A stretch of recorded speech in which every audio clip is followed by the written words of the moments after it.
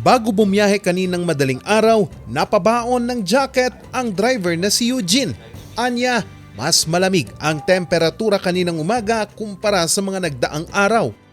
Talagang nag-iba mula nung isang araw pa yun. Naramdaman ko yung lamig eh. Naninibago ko kanina. Oo sir, na sobrang lamig talaga.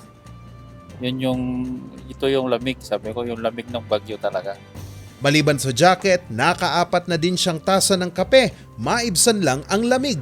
Ang tinutukoy ni Eugene ay ang pagbagsak ng temperatura kaninang umaga na bumaba sa 13.4 degrees Celsius. Naitala ito kaninang alas 5 ng umaga sa Baguio City sa paglakas pa ng pag-ihip ng hanging amihan sa bansa.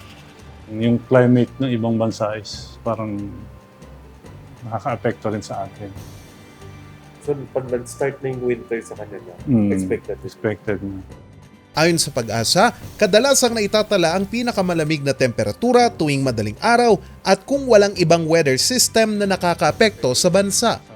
Pag clear weather kasi ang hangin is diretsong nakaka-flow. Kanya medyo malamig. Kaya ang ilang tindahan ng ukay-ukay na jacket, ramdam muli ang dagsaan ng mga mamimili, lalo na ang mga turista. Friday, Saturday, tapos Sunday, matama. Pag ganito, parang normal days.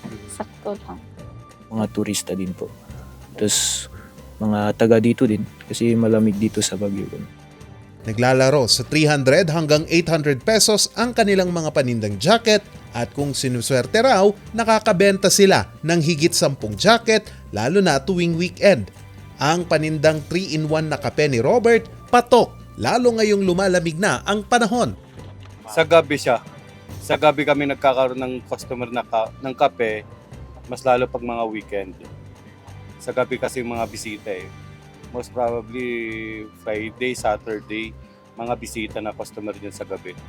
Sa tala ng Pag-asa, sunod-sunod na silang nakapagtala ng below 17 degrees Celsius na temperatura sa loob ng 5 araw. Sa ngayon, itinuturing na pinakamalamig na temperatura ngayong buwan ang 13.4 degrees pero inaasahan pa itong bababa sa mga susunod pang mga araw. Charles Nicolimon para sa Luzon Headlines.